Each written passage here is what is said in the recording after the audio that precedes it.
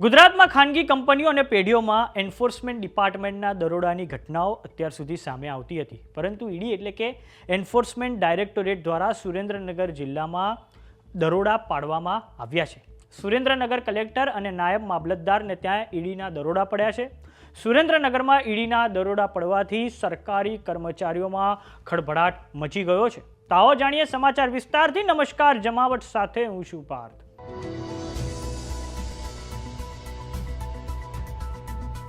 સુરેન્દ્રનગરમાં કલેક્ટર કચેરીમાં ફરજ બજાવતા નાયબ મામલતદાર ચંદ્રસિંહ મોરીના ઘરે વહેલી સવારથી જ ઈડીએ દરોડા પાડ્યા હતા.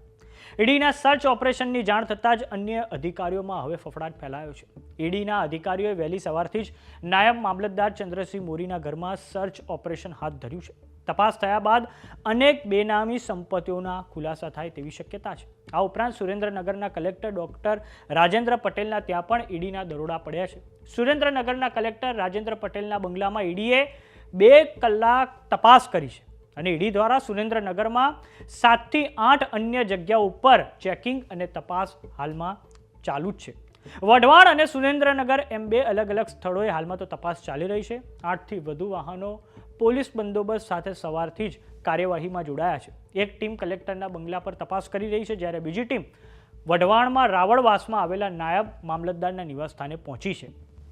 ઈડીના દરોડામાં અનેક ખુલાસા થાય તેવી શક્યતા છે અને જોકે ઈડીએ કેમ આ દરોડા પાડ્યા તે અંગેનું કારણ હજુ અકબંધ રાખવામાં આવ્યું છે.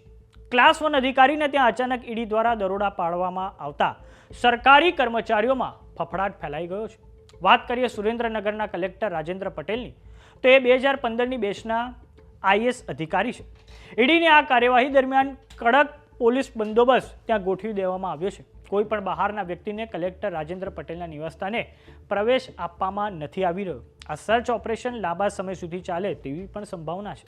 તપાસ પૂર્ણ થયા બાદ આ મામલે વધુ ઘટસ્ફોટ થાય તેવી સંભાવના છે. સરકારી તંત્રમાં ઉચ્ચ અધિકારીઓ સામે કાર્યવાહી થતા પારદર્શિતા અને જવાબદારી અંગે ફરી એકવાર અધિકારીઓ વચ્ચે ચર્ચા ઊભી થઈ છે. વાત કરીએ ઈડી એટલે કે એન્ફોર્સમેન્ટ ડાયરેક્ટોરેટની, તો તે ભારત સરકારના નાણાં વિભાગના ડિપાર્ટમેન્ટ ઓફ રેવન્યુ અંતર્ગત આવે છે. એન્ફોર્સમેન્ટ ડાયરેક્ટોરેટની રચના 1956માં કરવામાં આવી હતી અને તે નીચે મુજબના 3 જે કાયદાઓ છે તેમાંથી તે પોતાની સત્તા હાંસિલ કરે છે. પહેલો કાયદો છે PMLA એટલે કે prevention of money laundering act. બીજો કાયદો છે ફોરેન એક્સચેન્જ મેનેજમેન્ટ એક્ટ અને ત્રીજો કાયદો છે ફ્યુજિટિવ ઇકોનોમિક ઓફેન્ડર એક્ટ 2018. આ 3 કાયદાઓમાંથી એન્ફોર્સમેન્ટ ડાયરેક્ટોરેટ પોતાની સત્તા ત્યાંથી તે મેળવે છે. તો સુરેન્દ્રનગરમાં આ ઈડીના જે દરોડા પડ્યા છે તેને લઈને આપનું શું માનવું છે અમને કોમેન્ટ બોક્સમાં લખીને જરૂર જણાવો.